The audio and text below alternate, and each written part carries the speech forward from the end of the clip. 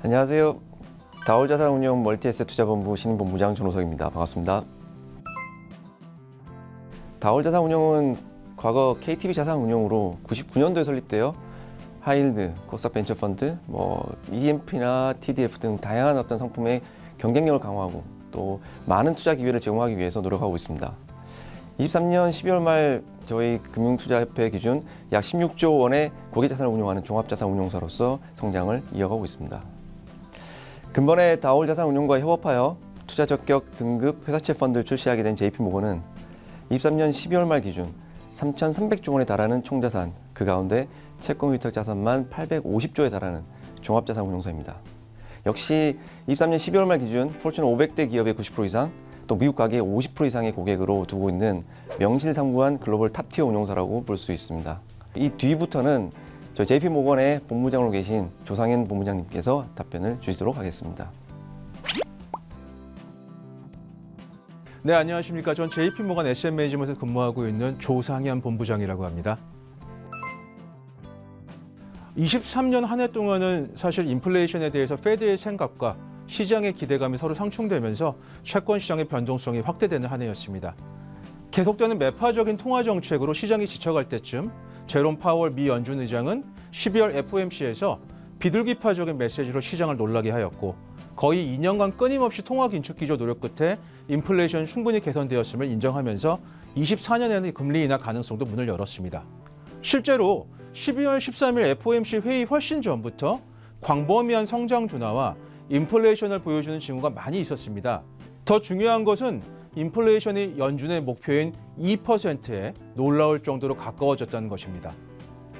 경기 둔화는 분명했지만 경기 침체는 점점 더 멀어 보였고 실업률은 24개월 연속 4% 이하를 유지했고 기업 실적은 탄탄해 보였고 자금 시장의 스트레스도 거의 없는 것으로 나타났습니다.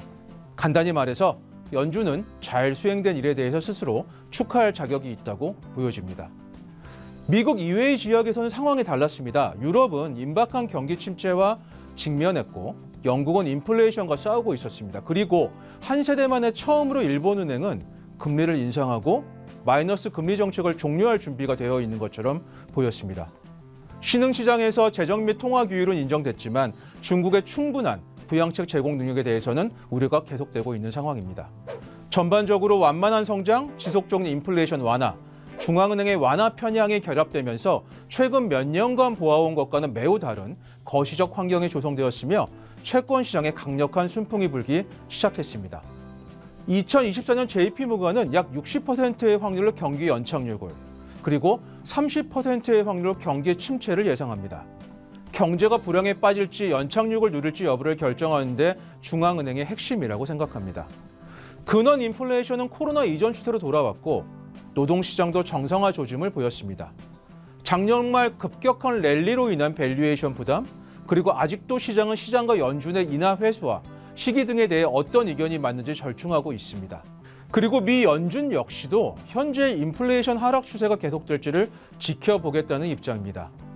하지만 미 연준이 가장 중요하게 보는 핵심 물가지표 구성 요소를 살펴보면 주택을 제외한 대부분이 하락 추세를 보이고 있습니다. 아마도 주택 구성 요소마저 안정되기 시작하면 인플레이션 하락세는 확연하게 드러날 것으로 예상합니다. 이러한 부분을 감안할 때 저희는 2024년 올해 미 연준이 100bp의 금리 인하를 단행할 것이고 내년에도 추가 100bp를 단행할 것으로 예상합니다. 결론적으로 우리가 생각했던 것보다 훨씬 빠르게 상황이 정상화되었고 경제도 정상화될 것으로 전망합니다. 2024년 채권은 캐리 수익이 주가 될 것이고 주식시장은 개별 주식의 이익 성장에 의해 주도될 것으로 예상합니다. 주식시장은 경기 연착륙하에서 개별 종목 장세가 연출되면서 난이도가 올라갈 것이고 채권 시장은 이와 반대로 금리 인하 사이클의 수혜를 입으면서 캐리 수익을 향유하는 상대적으로 쉬운 시장이 될 것으로 예상합니다. 네, 2024년의 키워드는 투자 적격 등급 채권, 그리고 하루라도 빠르게 일지의 확보일 것 같습니다. 미 연준의 비둘기파적인 선회는 본질적으로 채권 시장에 대한 그린라이트 신호라고 생각을 합니다. 잠재적인 추가 긴축 또는 더 오랫동안 더 더 높은 수준의 금리 유지에 대한 이전 설명은 더 이상 유효하지 않습니다. JP모건은 채권 자산군 중 신용 등급이 BBB- 등급 인베스트먼트 그레이드, 즉 투자 적격 등급 채권을 선호합니다. 투자 적격 등급 채권 기업들은 현재보다 훨씬 낮은 금리 환경에서 부채를 상환해왔고 견실한 이익 성장을 누리고 있다는 점은 높이 평가해야 합니다.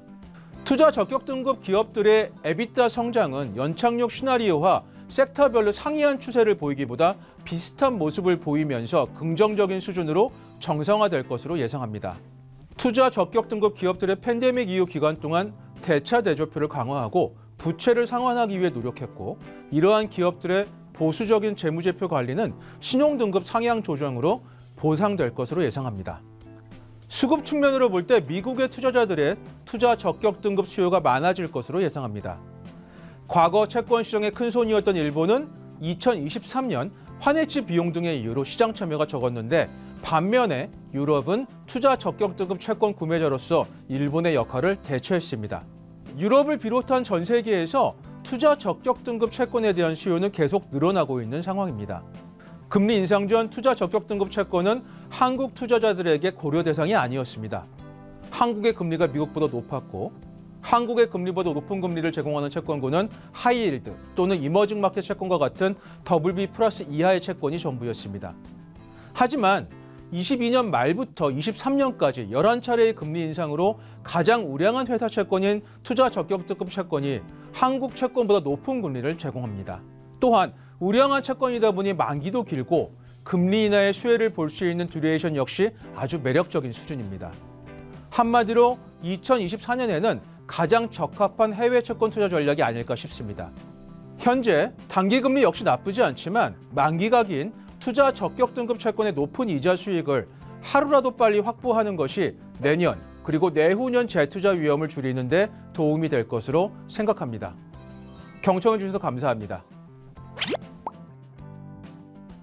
앞에 말씀 잘 들으셨나요? 과거 몇 년간을 돌아보면 현재 우리가 겪고 있는 고금리 환경은 처음인 것 같습니다. 그리고 2024년은 통화정책의 전환이라는 긍정적인 요소도 있지만 미국 대선을 포함하여 글로벌 내 39개국이 선거가 예정되어 있어 지정학적 긴장 고조의 계기로 작용될 수 있습니다. 따라서 24년 역시 여러 가지 변수를 고려한 투자 전략을 세우셔야 한다고 생각합니다.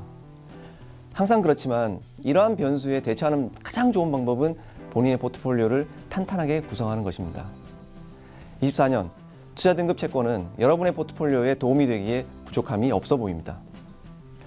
시장 연착륙 기대감과 함께 일부 성장 둔화가 예상되는 상황에서 저희 다올 JP모건 글로벌 투자 적격 등급 회사채 펀드는 신용 등급이 높은 글로벌 투자 적격 회사채에 투자하여 매력적인 성과를 기대할 수 있는 상품으로 판단하고 있습니다.